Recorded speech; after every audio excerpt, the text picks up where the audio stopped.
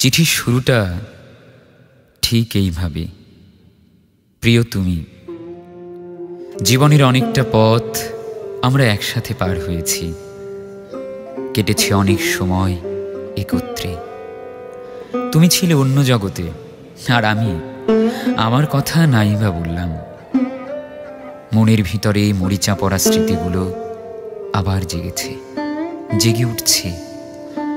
আপন মনে জীবনের মাঝ পথে এসে থামতে হলো। তোমাকে কাছে পেলাম না, তোমার পাশে থাকা হলো না আমার। কিন্তু কিন্তু মরণের পর ওপারে আমি তোমারই হতে চাই। ওই জীবনে আমরা হয়তোবা মানুষ রূপে কেউ থাকবো না, হয়তো হব গাছ কিংবা লতা পাতা, জড়িয়ে থাকবো ঠিক যেন আলিঙ্গন করছে দুইটি মানুষ একে অন্যকে। হংস মিথুনও হতে পারি পানির উপর ভাসবো দুইজন আপন মনে। পৃথিবীর মায়া ত্যাগ করে চলে যাচ্ছি, বেঁচে আছি আর মাত্র কয়েকটা দিন।